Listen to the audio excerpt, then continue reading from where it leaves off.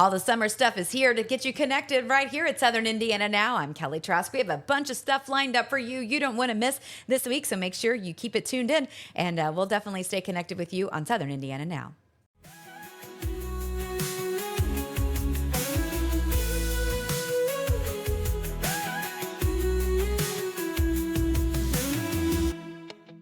And we're back on Southern Indiana Now. I'm Kelly Trask, and as part of our Hoosier Homestead series, we are super excited to have Jacqueline with us with Hackman Family Farms.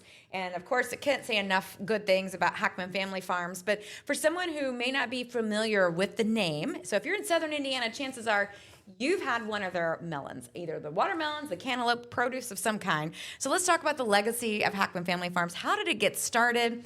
Why did you pick Southern Indiana? And let's just go from there. Well, it all started a long time before I was here. We're seventh generation farmers, my siblings and I.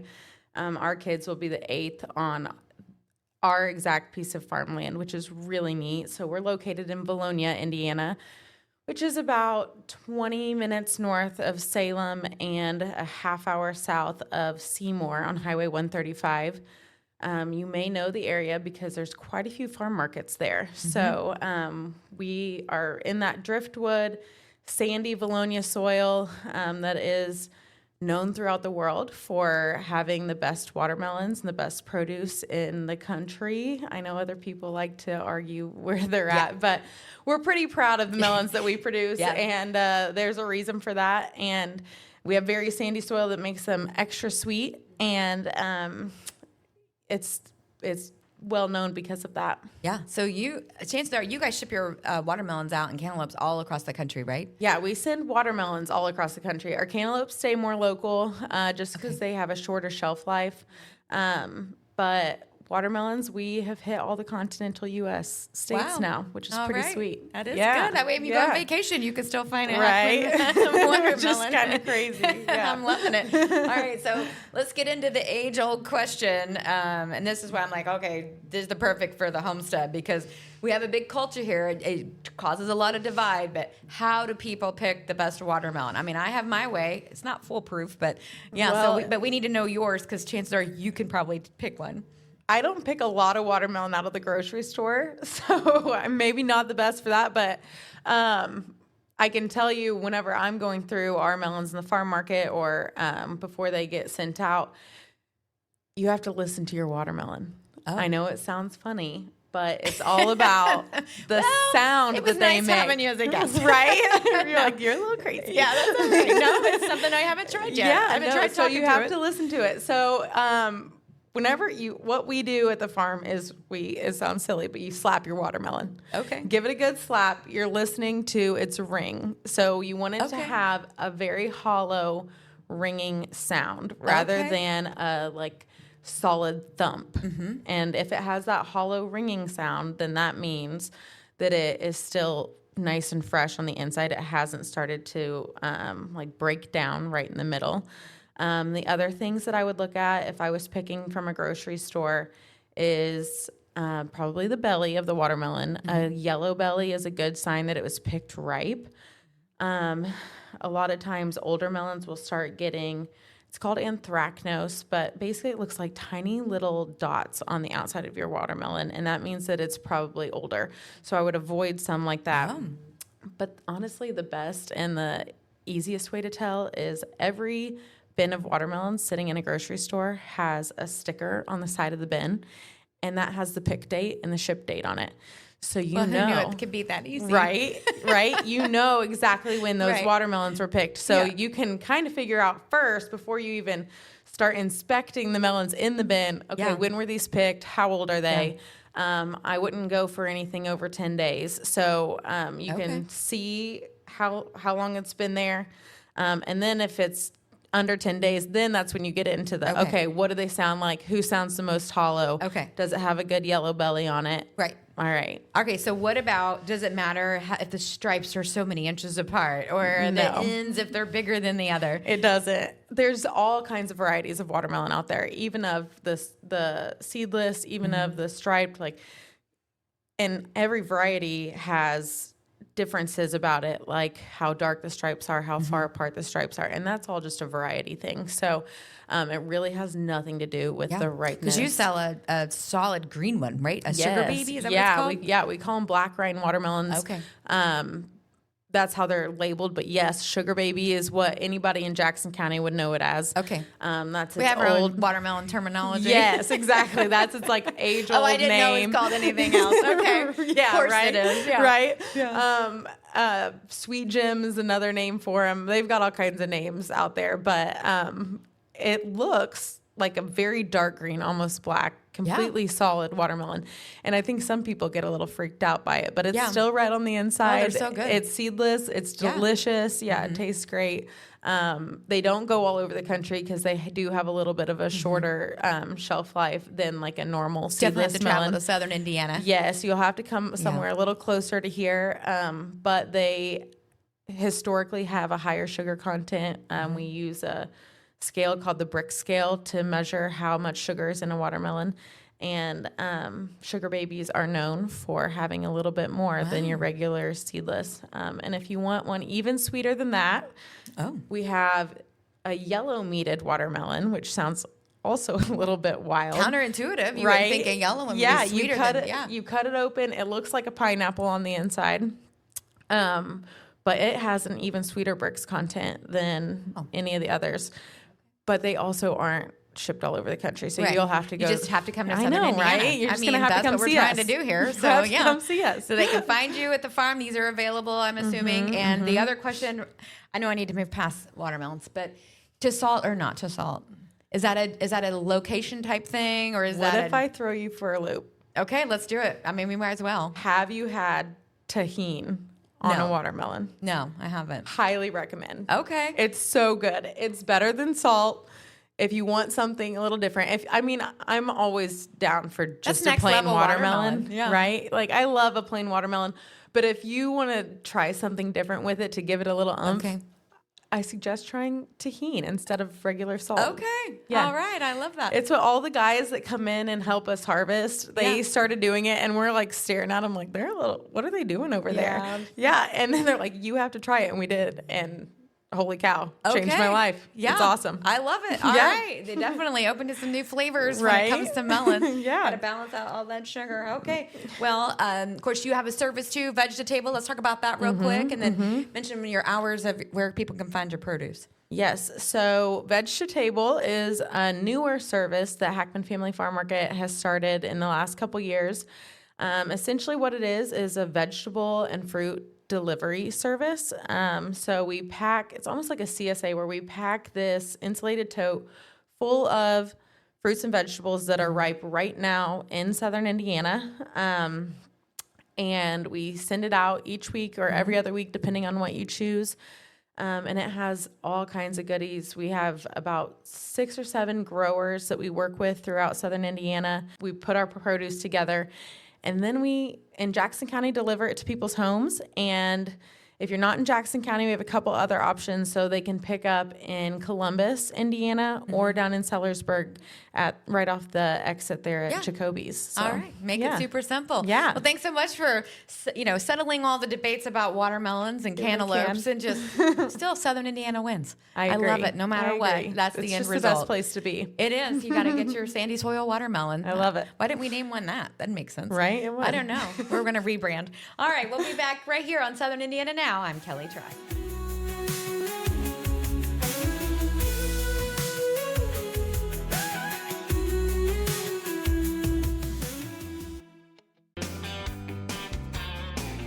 The sweetest weekend of the summer is coming to Jackson County Thursday, July 31st through Saturday, August 2nd. Stephen Wilson Jr., Justin Moore, and Tracy Berg will headline Rock the Rind and the Jackson County Watermelon Festival in Brownstown. Join us on the Courthouse Square for 3 days of music featuring 15 of the hottest artists in country music, delicious eats, cold drinks, and of course, all things watermelon. Don't miss Stephen Wilson Jr. Homecoming and the sweetest weekend of the summer, July 31st through August 2nd in Brownstown. Tickets available now at rocktherind.com.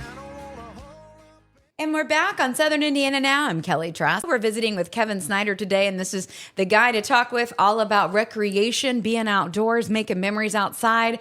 And of course, it's happening in Southern Indiana. Thanks for joining us, Kevin. And let's talk about the properties that you manage for the Indiana DNR. And tell me about those personalities. If someone's never been there, what are must-dos for each? Sounds good. Thank you for having me. Yeah, super excited. I am property manager of both Starve Hollow and Deam Lake State Recreation areas. Although they are quite similar in some ways, they're very different in a lot of ways as well.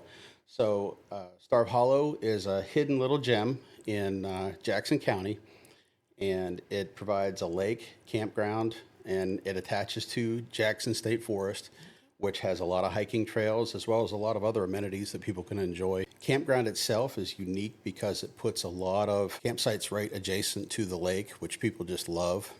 And the hard thing is because people love it, it's hard to get into that campground. So a lot of people are booking 6 months out. Wow. But the fishing is good. So we have opportunities for folks that if you don't have a boat or a kayak or something like that, you can rent one from us.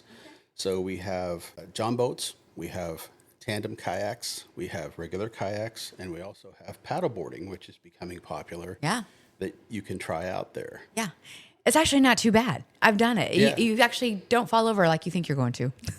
It just takes a little bit to learn the balance and learn your midline, and once you get that down, you're pretty good to go. Yeah. So, and it's a nice lake for that because it's not a lot of strong winds. It's electric motor only, like I mentioned, so you don't have and sharks won't eat you when you wakes fall to in. battle. Yeah. Yeah, there's that. Such a great setting Yeah. too. The backdrop of the hills that are there makes it so nice. So much beautiful landscaping in and around Southern Indiana. So let's take a trip south to Deam Lake. To Deam Lake. Let's talk about Deam Lake, where it's located, and what are some of the special features. Deam Lake is located in Borden, Indiana. Although, like I said, it's quite similar. It's different in a lot of ways. The lake is bigger. The lake is shaped differently.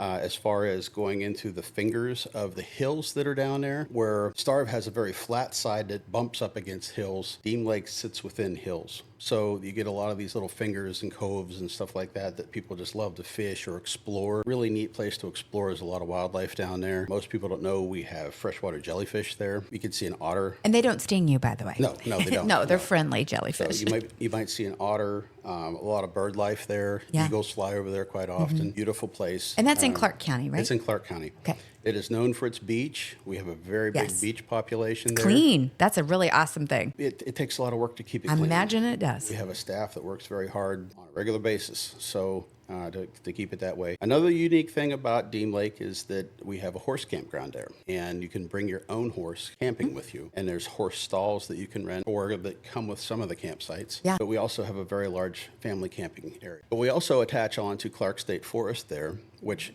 provides the amenities of many trail systems that Clark offers, as well as the Knobstone Trail, 50-mile trail that starts right there at Deam Lake. Yeah. And newly opened is the Monon Bicycle Trail. Okay. It's a Rails to Trails project, and from Deam Lake, you can now ride that Rails to Trails trail up to Pekin, Indiana, which is about 10 miles. Yeah. So nice, safe place to ride, enjoyable country setting, and eventually that will connect from New Albany to Mitchell, Indiana.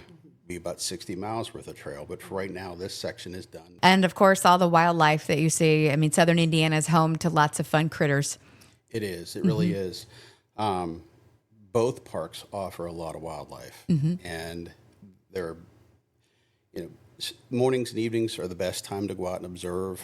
Being quiet out on the lake is a great opportunity. Just hiking quietly is a great opportunity. I mean, if you're out there making noise and talking, you're not going to see much. But if you take your time, trek slowly and quietly, you have an opportunity to see quite a bit. Any other things people should know before they go? There's a few things that people should know before they come to the parks. One is firewood. We encourage people to buy our firewood there, not just because we're trying to make money off of it, because the firewood that we have is certified. Yeah. We know that it's bug-free. A lot of people bring firewood from home, and usually when you ask them, well, what was this tree before you brought it here? Oh, it died in my yard. And they don't think, well, why did it die? Yeah. So whatever killed that tree, you could be bringing to our park and killing the trees in the park too. Yeah, that's a bad idea. So insects and disease, they get transmitted through firewood like that. So the firewood that we allow should be certified In other words, if you buy it from a gas station or someplace like that, they provide you with a certified letter saying it's insect-free.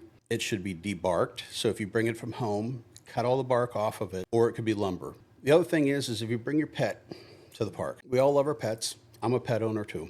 But you got to remember that you're in a public place and things are different. So keep your dogs on a leash at all times. Don't leave them unattended because sometimes people leave them at their campsite to go do things. Oh, and no. That's bad news because anything can happen at that point. Right. Yeah. But those are really important things to remember. Okay. And other than that, just be respectful to others around you. Realize that, our state parks are places to have fun and enjoy.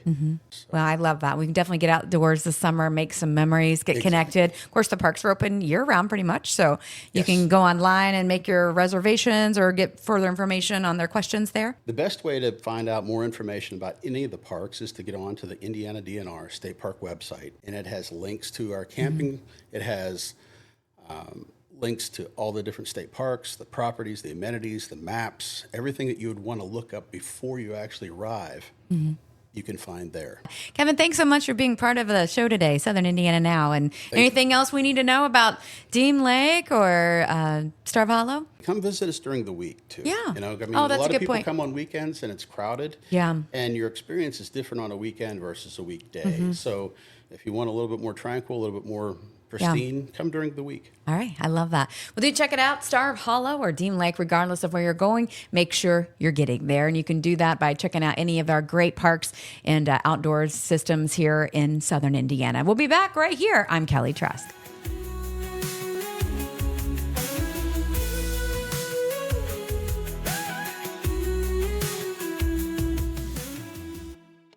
Join me, Jay Hubbard, weekdays from 6 to 10 every morning. It's Jay's Morning Wake Up Call, blending today's greatest country hits with local news, weather, and a couple laughs. Jay's Morning Wake Up Call on 92.7 WXKU. And we're back on Southern Indiana Now. I'm Kelly Trask. For Hoosier Happenings, we're talking with Tracey with the Seymour, Indiana Parks Department. Thanks so much for joining us, Tracey. Let's talk about the Seymour Parks Department. You guys, no grass is growing under your feet. You guys have a lot of stuff going on. So let's talk about the Parks Department. You guys are a pretty big organization. You guys have your hands in a lot of things. So let's talk about all of it. All right. Well, we have several programs going on with it being summertime. Yeah. It's our active time of the year. With 4th of July approaching, we have our 4th of July event showing up. Yeah. Have a band come in that starts at 7. Then we have 10 o'clock, the fireworks will be going off.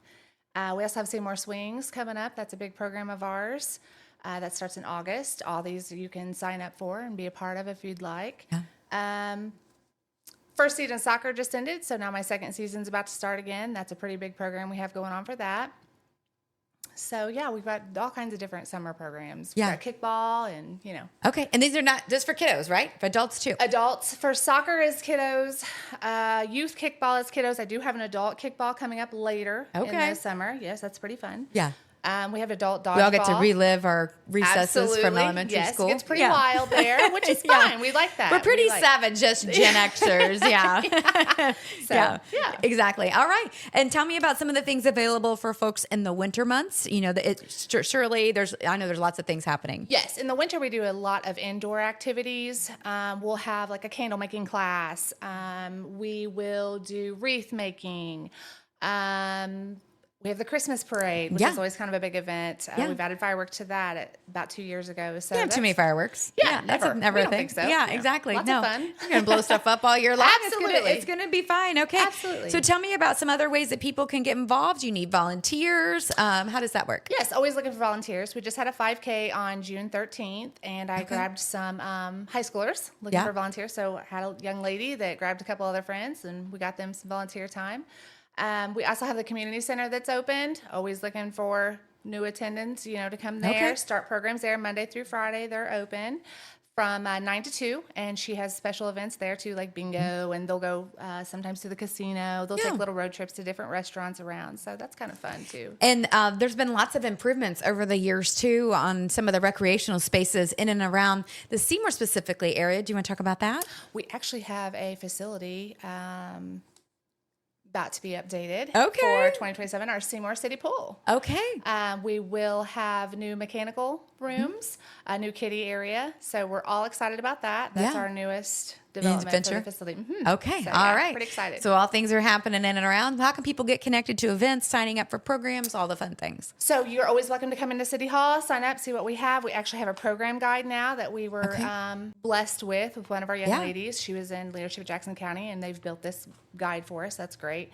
But there's Rec Desk, which you can get online, and that will show you our different programs. You can sign up through there, or always welcome to call and also. So Tracey, I know one of the events we do is the annual Easter egg hunt. That's a super fun event. No, everyone just loves to attend that. So let's talk about, of course, that kind of goes into probably one of the reasons why you like working for the Parks Department. Yes, that's probably my favorite thing to do working for the Parks Department is just seeing the kids' faces. Yeah. It's always fun to see them light up and get excited about just the smallest things. And you've made their day. I love that. Warms my heart. It happens all year long because you're always doing something. Okay. Absolutely. All right. Fantastic. Yes. Make sure you're staying connected to the Seymour Parks Department. And if you're listening from another county and you're hearing some ideas, things you want to do, I'm sure Tracey's always available, right? Absolutely. Yeah, we get connected. It helps when we all work and help each other. So definitely find them. You can find them online or you can stop in the wonderful city of Seymour. We'll be back here on Southern Indiana Now. I'm Kelly Trask.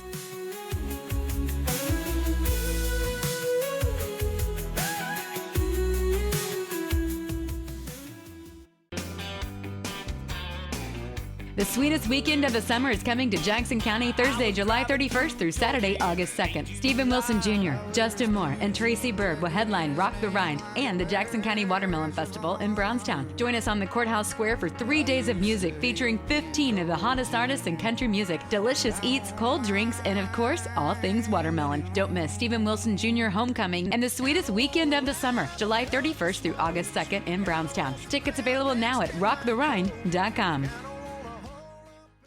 And we're back on Southern Indiana Now. This is my favorite part of the show, Hoosier Good News. And of course, we are talking to one of the good folks, Mr. Gary Dyer, and he is a veteran. And we thought that would be apropos to feature a veteran story as you know, we're getting close to the time of the year where we're celebrating our independence. So first of all, Gary, thank you so much for your service. And you're a Vietnam veteran. And let's talk about your experience there for what you're comfortable sharing. And then what is it meant to have people honor veterans?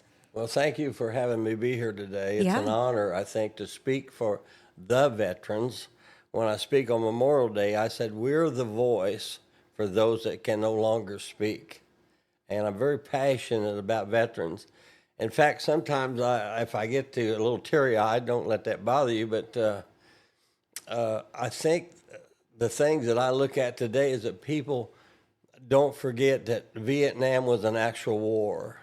They say a police action, but I never saw the police, but I saw a lot of action. Yeah, I bet. So I'm on the honor guard here in Seymour, Indiana for the veterans. We have another funeral tomorrow, and it's just an honor to fire those M1s and then to hear the bugles play, the taps, and you see a lot of tears from the families, you know. And when I first started on that, you had World War II veterans, of course. And then it got down to the Korean veterans, and now they're down in my area. Yeah. You mentioned your sons also served in Iraq, and you felt like did they kind of pave the way for a little more recognition of the Vietnam veterans? I believe so. For years, if I went to maybe to have something done, it was kind of like, well, we don't know nothing about this.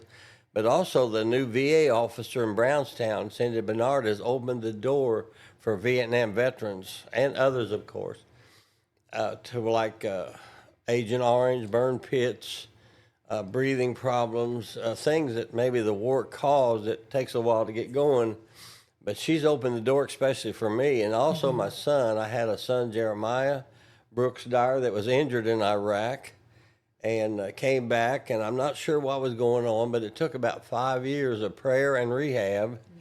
And now God raised him back up. He's head of security at Atterbury now. Okay, From good wounded for him. back in, and he never wanted to get out. And then my son Justin is up in I think it's Greensburg, but he also went to Iraq, and a year apart. And I said we were having trouble with my daddy was a World War II Marine, so he fought the Japanese, I fought the Vietnamese, and my two sons fought the Iraqis. So I said, my family's having trouble with the E's. Yeah, well, it's definitely in your blood, it sounds like. Dad said the night before I left, he said, "You keep moving or you'll die." So I thought this morning, I said I was moving like Forrest Gump. I mean, But you were still moving, so yeah, that counts. and he told me that because somebody said, "Well, you got a couple medals there," and I said, "Yeah, but they were costly medals." Sure. I lost, I think it was 5 guys out of my squad in one battle, and that was only 2 months before I was coming home. And of course, I give God all the credit. I never would have got out of there if I didn't have a divine intervention. And so I've got to give him some credit, all the credit, please do. baby. And I had good leaders. Trying to remember my platoon sergeant. I was a squad leader, and I had a platoon sergeant. He was one great guy. I think he saved my life and should have got credit for it. But I think the boys and the girls that are going over now that are still fighting, the ones that fought, they're coming back missing arms and legs. People see that. And now when I go somewhere, people said, "Thank you for your service." And I said, "Well, thank you for saying so, because when I landed in California, you would not believe the welcome we received." And I still don't necessarily like California, and I don't go there either, but it was terrible. That's another show. That's Yeah, another time. People wouldn't believe it. Yeah. You thought I'd get out of a ship that brought murderers from prison. Yeah. And I said, all I want to Terrible. do is go home. Yeah. Now, I want to share this with you, if I may. Okay. Yeah, it's your form. I got out of Vietnam in '68. I was in a combat unit, and I never took an R&R, and I never left. I said, when I get to this place, I'm never coming out of here, never coming back. And in '78, I got what I call radically saved.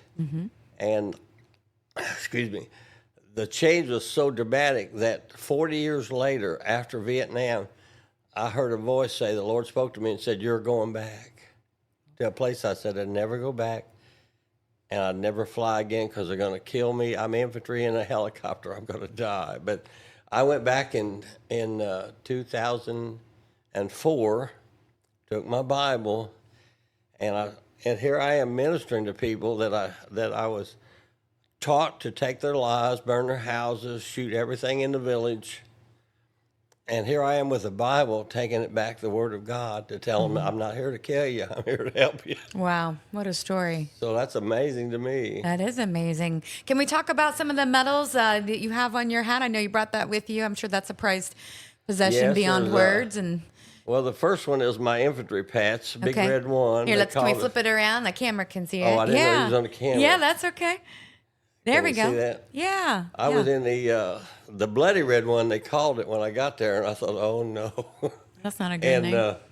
the next one is a Silver Star, and that's not for bragging rights because it cost me 5 guys. And I thought this morning, I said, Lord, how did I get out of there? I mean, basically without almost a scratch, and lost so many guys.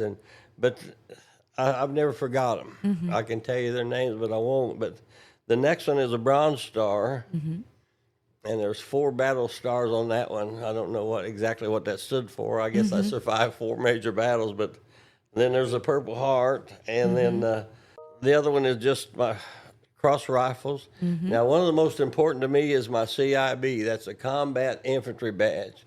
When you see that blue badge, I don't have one on, but the blue badge with cross rifles, you say that guy's been under fire. He's been in combat, so.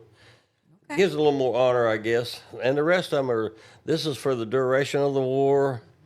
This is for the South Vietnamese. That's just a medal for being there. Surviving that place. I feel like those medals should be a whole lot bigger, but Yeah, but that's nice they fit on a hat for little you. hat pins. And Yeah. like I say, I wear it so people don't forget Right. the cost of it. Yeah. My dad told me all about what he had to go through. He didn't talk much about it, but war is my sister said, Mary Ellen said, war is a necessary evil, and it's been from eon on. War is, and after I got saved, I thought, well, why would you want to kill somebody you've never met, you don't know their name? You can hear it in my heart now. And the first one we took down, I saw pictures of his family, and I thought, well, hey, this is a real person. So I think the enemy takes away the reality of war, because you have to do what you got to do, and then you'll have a moment when you'll stop and say, "Oh man, I wish I hadn't done that." Mm-hmm. Yeah, I can't imagine all what you went through. So I'm sure the North Vietnamese may have had this. People felt the same way, you know. Sure, they did. What can people do now? Is just saying thank you for your service, and does that work? You know, as far as being honorable enough when we see you veterans out in public. Okay, so continue with that. Yeah, and I don't look for it, but it's so thankful to receive. Because, that's something simple everyone can do. Here in the last little bit now, the VA has opened up since last November last year. I've been in there for several things going on, and they've opened it up. And I mean, I'm talking how many years? I've been out since '68, and lately they're opening up to where I'm getting disability. Okay. Not that I look for it. I was in there one day, and they was checking me for my hearing, and he said, "Well, you've been wounded. You ought to get something for it." And I said, "Well, I never asked." Oh, yeah. So supporting the VA, saying thank you, that would go a long way. Oh, yes. And okay. The VFW here and the Legion, us being on the honor guard is quite an honor. And maybe those guys are listening, I hope. But yeah, we've done hundreds of funerals, saw hundreds of wives and mothers cry over their family, which is normal. But sometimes I get a little teary-eyed. Oh, I'm sure. I do. I lost two good friends, Daryl Pointer and Steve Hansen. I hope if your families, does this get to Illinois? It gets everywhere. I'll tell you, I hope you're listening, because they were my dear friends. Yeah. And they fought a good fight. It said in Timothy, you fought a good fight. Well. And I'm sad they're gone. So I hope one day to meet them. I'm sure you will. Yeah, amen. Sure you will. Well, Gary, thanks so much for being part of our show and sharing your stories with us today. And again, thank you for your service, and thank you to your family as well for their service. And happy 4th of July to you. Amen. And to you and your family. And that would definitely would just love to continue to stay in touch with you and hear more stories as we go throughout. Oh, yeah. And before you shut it off, I say it takes a good wife to keep a man afloat. I feel like that needs to be on a T-shirt. Amen. Okay. We'll be back here on Southern Indiana Now. I'm Kelly Trask.